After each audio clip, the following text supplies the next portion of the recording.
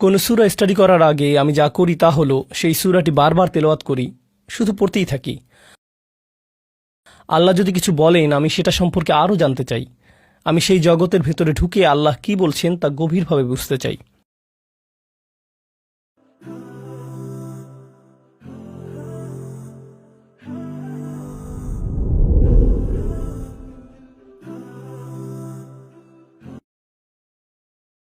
আসসালামু আলাইকুম। আমার একটি ছোট প্রশ্ন ছিল। প্রথমেই আমি আপনাকে ধন্যবাদ জানাচ্ছি এবং আমি চিন্তা করছিলাম আপনি কিভাবে কোরআনের সূরা নিয়ে পড়াশোনা করেন। আপনার কি কোনো সাজেশন আছে আমাদের জন্য? আপনার কি কোনো ফিক্সড প্ল্যান আছে যেটা আপনি প্রত্যেকটা সূরার জন্য অনুসরণ করে থাকেন? ধন্যবাদ আপনাকে। এটা তো বেশ কঠিন মনে হচ্ছে। আমার পদ্ধতি এখনও আপনারা অনুসরণ করতে পারবেন না, কিন্তু আমি চাই আপনাদের এমন অবস্থানে নিয়ে যাব যে আপনারা তখন আমার পদ্ধতি অনুসরণ করতে পারবেন। আপনাদের সংক্ষেপে আমার পদ্ধতি বলে দিচ্ছি, এরপর আপনাদের প্ল্যান কি হবে সেটা বলবো। আমার তো ইচ্ছে ছিল সপ্তম দিনে আপনাদের প্ল্যান বলে দিব, ঠিক আছে? তো আজকে আমাদের প্ল্যানটা আপনাদের বলছি, আপনাদের প্ল্যান সপ্তম দিনে বলবো। কোনো সূরা স্টাডি করার আগে আমি যা করি তা হলো সেই সূরাটি বারবার তেলাওয়াত করি, শুধু পড়তেই থাকি। এটাই হলো আমার প্রথম ধাপ। সাথে সাথে সেই সূরা নিয়ে আমার কোনো পর্যবেক্ষণ আর প্রশ্নগুলো টুকে রাখি কোথাও, সেগুলো সব নোট করি। হয় মনে মনে সেগুলো নোট করি, অথবা আমার ফোনে সেগুলো নোট করে ফেলি। সেই আয়াত নিয়ে আমার মনে কি চলছে সেগুলো টুকে রাখি। এরপর দ্বিতীয় ধাপ হলো আমি সেই সূরার গঠন বোঝার চেষ্টা করি। এই সূরার ভেতর আলোচিত ধারণাগুলোর গঠন প্রণালী বোঝার চেষ্টা করি। সেটার কিছুটা আপনারা শেষের দিকের স্লাইড দেখেছিলেন, তাই না? সূরার ভেতরকার এই ধরনের গঠনকে বলা হয় স্ট্রাকচারাল কোহেরেন্স অথবা কাঠামোগত সমন্বয়। অর্থাৎ সূরার শব্দ বাক্যগুলোর মধ্যে এক প্রকার প্যাটার্ন লক্ষ্য করতে পারবেন আপনি, কিন্তু এগুলো ছাড়াও আরও অন্যরকম গাঠনিক ব্যাপার আছে।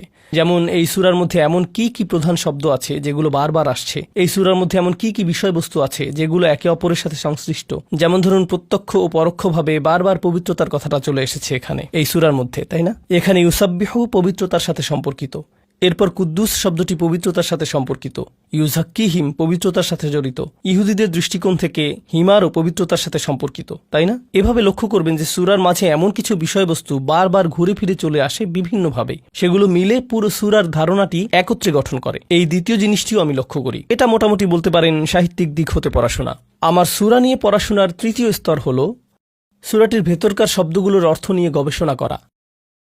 যেমন আপনারা তো দেখেছেন আমি আপনাদের কিছু স্লাইড দেখিয়েছি সাব্বাহা নিয়ে, কুদ্দুস শব্দ নিয়ে কিছু স্লাইড দেখিয়েছি, কোনো আয়াতের প্রধান কোনো শব্দগুলো নিয়ে স্লাইড দেখিয়েছি, তাই না? তামান্নি দেখিয়েছি, ঠিক? তো এভাবে আমি সূরাটির শব্দভাণ্ডার সম্পর্কে আরও গভীরভাবে জানতে চাই। এই সূরার প্রেক্ষাপট থেকে আর কি কি শিখতে পারি সেগুলো জানতে চাই। তো এটি হলো আমার সূরা স্টাডির তৃতীয় স্তর।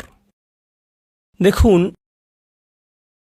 এখন পর্যন্ত কিন্তু আমি একটি তাফসিরও খুলে দেখিনি, এখন একজন আলেমের বক্তব্য শুনিনি, কারণ আমি আমার পদ্ধতি আমার প্রসেসের মধ্যে আছি। এরপর সূরাতে আমার পরের ধাপ হলো আমি নিজেকে প্রশ্ন করি। এই সূরা যখন পড়ি তখন আমার মনের মাঝে কি কি প্রশ্নগুলো উকি দেয়। এই সূরা যখন পড়ি তখন আমার মনের মাঝে কি কি প্রশ্নগুলো উকি দেয়। উদাহরণ দেখুন, এই সূরা পড়ার সময় একটা প্রশ্ন এসেছিল, আপনাদের সাথে আজকেই সেটা আলোচনা করেছি।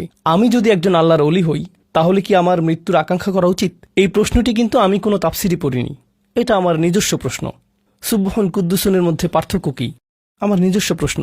কেন এখানে গাধার উপমা টানা হলো? এটাও আমার নিজস্ব প্রশ্ন। তো প্রত্যেক সূরায় আমার নিজস্ব প্রশ্নের একটা লিস্ট থাকে। এরপর আমি এই সূরাগুলোর উত্তর পুরো কোরআন ঘেঁটে বের করার চেষ্টা করি। তারপর আমি নতুন আরেক দিক হতে শুরু করি, অন্য কোনো ধারা হতে বোঝার চেষ্টা করি। হ্যাঁ, জানি অনেকগুলো দিক এখানে আছে সত্যি, কিন্তু আমার কোরআন স্টাডির আরেকটা ক্ষেত্র হলো কোরআন যদি কোনো কিছু উল্লেখ করে আমি সেই জিনিস সম্পর্কে কোরআনের বাহির হতেও জানতে চেষ্টা করি। যেমন ধরুন, আমি সম্ভবত কমপক্ষে 2টো লম্বা ভিডিও দেখেছি, 2টি আলাদা আলাদা ডকুমেন্টারি দেখেছি শুধুমাত্র গাধা নিয়ে। আমি আরও অনেকগুলো আর্টিকেল পড়েছি। কেন?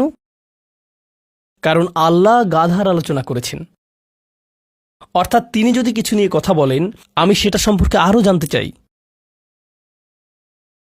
এভাবেই আসলে সূরা নিয়ে আমার মস্তিষ্ক কাজ করে। আমরা যখন সূরা আয-যারিয়াত পড়েছিলাম, আয-যারিয়াতি যারওয়া, যে বাতাস প্রবাহিত হয় বয়ে নিয়ে যায়, তো আমি তখন বাতাস নিয়ে গবেষণা শুরু করে দিলাম। ন্যাশনাল জিওগ্রাফির বাতাস নিয়ে আর্টিকেল পড়লাম, হতে অন্য স্থানে যায়, উত্তর আটলান্টিকের বাতাসের সাথে প্যাসিফিকের বাতাসের পার্থক্য, বাতাস কী কী বয়ে নিয়ে যায়, শুধুমাত্র তাপমাত্রা আর জলীয় বাষ্প না, ধুলোবালি আর পরাগরেণুও নিয়ে যায়। আমি সব জানতে চাই। যদি অন্য কোনো সূরাতে আলোচনা আসে, যেমন শেষ সূরাতে আল্লাহ সন্ন্যাসীদের আশ্রমের কথা বলেছেন, তো আমাকে এখন জানতে হবে ক্যাথলিক চার্চ আর সন্ন্যাসীদের জীবন কিভাবে শুরু হলো, এসবের ইতিহাস কি। যেহেতু আল্লাহ উল্লেখ করেছেন যে তারা সন্ন্যাসীদের জীবন পালন করত, এখন আমি জানতে চাই সন্ন্যাসীদের জীবন কেমন, কিভাবে এই চর্চা এলো, এরপর কি হলো। বুঝতে পারছেন? ডক্টর সাহিবা আর আমি একে বলি কোরআনের জগৎ। আল্লাহ কিছু একটা উল্লেখ করলেই আমি যেই জগতে ঢুকে যেতে চাই, আমি যেই জগতের ভেতরে প্রবেশ করে আল্লাহ যেটা উল্লেখ করেছেন সেটা সম্পর্কে গভীরভাবে জানতে চাই। ঠিক আছে? আর এটা কিন্তু ভিন্ন এক রকমের অন্তর্দৃষ্টি উন্মুক্ত করে দেয়, একেবারে নতুন একটা দৃষ্টিভঙ্গি। যেমন ধরুন বাইবেলের কিছু উপমাগুলো ডক্টর সুহাইব, আসলে ডক্টর সাকিব আমাকে সেটা দেখিয়ে দিলেন। আপনাদের আমি গাধা নিয়ে যেই জিনিসটা দেখিয়ে দিয়েছিলাম, গাধা বহন করছে যে সেই ব্যাপারগুলো, এটাও ছিল আরেকটা পদ্ধতি, আরেকটা স্তর। এরপর শেষের দিকে এসে আমি তাফসির শোনা শুরু করি। শায়েখ মোহাম্মদ মুতাওয়াল্লি আশ-শারউয়ির তাফসির শুনি।